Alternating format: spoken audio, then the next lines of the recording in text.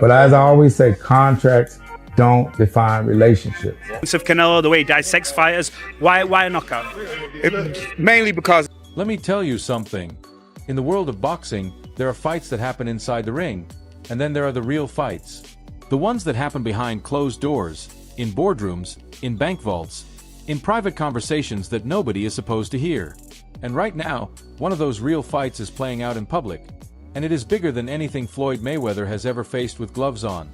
Because here is the truth nobody wants to say out loud. The man who stood closest to Floyd Mayweather for over 2 decades, the man who was there for every championship, every record-breaking payday, every business decision that shaped one of the most powerful brands in sports history, that man has turned around, looked the world dead in the eye, and said, "The image you have been sold is not real." Floyd was in, where Canelo and Floyd fought, and Floyd was the... Leonard Ellerbe is talking. And when someone who helped build the empire starts exposing the cracks, you need to stop everything and pay attention. Now before we go any deeper, let's be very clear about who Leonard Ellerbe actually is. Because some people might be sleeping on how significant this really is. This was not just some employee. This was not a guy who answered phones or ran errands. Leonard Ellerbe was the CEO of Mayweather Promotions. He sat at the very top of Floyd's entire business operation. He was in the rooms where the real conversations happened. He knew where the money came from, where it went, and most importantly, where it stopped going. told me many years, probably go 25 years ago. So when a man with that level of access starts speaking out publicly, you cannot dismiss it as jealousy or attention-seeking. These are not the words of someone on the outside throwing stones. These are the words of someone who was inside the house, and who watched it start falling apart from the foundation. And the timing of all this? That is what makes it absolutely explosive. Right after Floyd's latest wave of exhibition events, something shifted in the conversation. These fights were promoted as global spectacles. They were packaged as premium entertainment for the fans. Floyd Mayweather vs. John Gotti 3 was sold to the world as a massive must-watch event that would prove the legend still had box office power. But behind the curtain? According to Leonard Ellerbe, the numbers told a completely different story. Do something amazing. We had an incredible run. Leonard came forward and said plainly, the event did not perform the way it was advertised. The promotion promised the world, but the revenue that came in was deeply disappointing. Not just a little short, deeply disappointing. And think about what that really means for a second. We are talking about Floyd Mayweather, the man who literally redefined pay-per-view boxing. The man whose fights against Manny Pacquiao and Canelo Alvarez broke every sales record that existed. The man who turned his own name into a money-printing machine. If that name can no longer guarantee massive sales, if the machine is struggling to perform, then something has changed. Something is very wrong. And the question everybody is now asking is, how long has this been going on? None of these guys are like Floyd. Floyd was... Here is where it gets even more uncomfortable. Leonard did not just say the event underperformed. He went further. He said Floyd went into that fight expecting it to solve something. Not just to entertain fans, not just to stay active in the sport, not just for the love of the game. Leonard believes Floyd stepped into that ring because he was under serious financial pressure, and this fight was supposed to be the answer. Let that sit for a moment. The man who called himself Money Mayweather, the man who literally built his brand around being untouchable, unlimited, and infinitely wealthy, reportedly needed a single exhibition fight to dig himself out of financial trouble. That is not a small detail. That is a complete reshaping of the narrative we have all been fed for years. I want you guys to know this. And then Leonard dropped the number. He said Floyd earned somewhere between $20 and $25 million from the Gotti exhibition. Now, most people reading this will never see that kind of money in a lifetime. $25 million sounds like the end of all problems. It sounds like complete and total financial freedom. But according to Leonard Ellerbe, $25 million barely scratched the surface of what Floyd allegedly owes. He says the debts are large. He says the financial commitments are ongoing and unresolved. And he says that if this situation continues without being properly addressed, it will not stay private for much longer. It will move into legal territory. It will become public record. And when that happens, no amount of Instagram posts showing private jets and designer shopping bags will be able to cover it up. We couldn't choose a better guy for the job. Right here, Richard Schaefer, a mastermind in the sport. And speaking of those Instagram posts, let's talk about the disconnect. because this is the part that is genuinely confusing millions of people right now. Every single week, Floyd Mayweather is on social media flexing. Private jets, stacks of cash, luxury hotels, Rolex watches lined up like trophies. The image has never changed. It has always been maximum, outrageous, over-the-top wealth.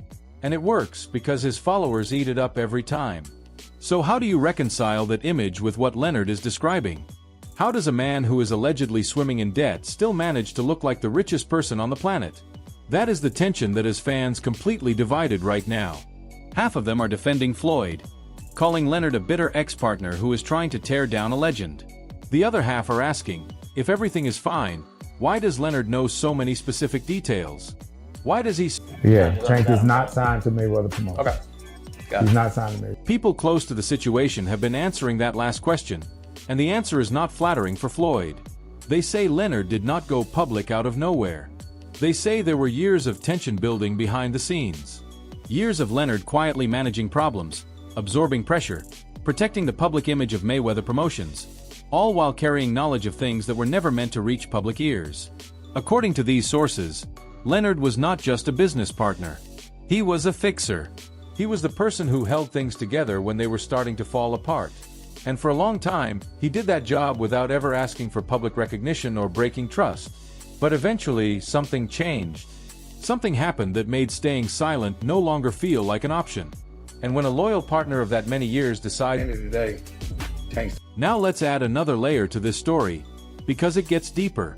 After Leonard parted ways with Mayweather Promotions, reports began circulating that he may have shared sensitive information with investigators. Details about assets, details about travel history, details about financial activity that might be relevant to ongoing inquiries. Boxing insider Rick Glazer picked up on these stories and addressed them publicly. And around the same time, Gervonta Davis, one of Floyd's own protégés, someone he helped develop and promote, started making pointed public comments that raised eyebrows across the entire boxing world. When someone in your own inner circle starts publicly asking questions, that is not just drama. That is a signal. That means the tension is no longer containable. That means people... Tank will let you know what he's doing Tank, when that time goes. when can we expect him back? Now we have to talk about Dubai. Because this is where the story shifts from boxing drama into something that feels much more serious. Leonard Ellerbe has made claims about Floyd's time in Dubai that are extraordinary. He says Floyd was not free to leave. Not because of any travel preference or business commitment, but because of unpaid financial obligations that resulted in his bank accounts being frozen. He says authorities there were aware of these obligations and that until they were addressed, Floyd's ability to move freely was genuinely restricted. As the former CEO of Mayweather Promotions, Leonard says he was briefed on these issues as they were happening. This was not second-hand gossip. He was connected to the situation. Forever grateful and thankful, blessed. When Floyd eventually returned to the United States, many people assumed the Dubai chapter was finished. Case closed. Whatever happened over there was dealt with, and life goes on. Leonard disagrees. He says the return home does not mean everything has been resolved. He carefully avoided spelling out every detail, but his message was clear. Coming back to America did not automatically erase what was left unfinished in the Middle East. There are reportedly still open threads. Still unresolved matters. Still people and entities. He was. But initially, I'm just being honest, I didn't believe him. I had to... Then there is the gambling. This is one of the most shocking parts of Leonard's claims, and it is worth slowing down to really understand what is being alleged here. Leonard reportedly became aware of information suggesting Floyd was involved in large-scale private gambling during his time in Dubai. We are talking significant amounts of money changing hands in private settings. And according to these reports, Floyd lost. Not pocket change. Not the kind of loss you shake off and forget. We are talking about losses that reportedly created debt that needed to be repaid. Now here is the complication that makes this even more sensitive. And my description of him, he's a horrible... After those reported losses, the situation apparently escalated quickly. Sources say Floyd's movements came under increased scrutiny. His private jet, the symbol of his freedom and unlimited lifestyle that he has posted about hundreds of times, was allegedly being monitored. His financial accounts were reportedly flagged by authorities. And while he was still surrounded by luxury, by five-star hotels and high-end accommodations, His actual freedom to leave the country was said to be genuinely compromised.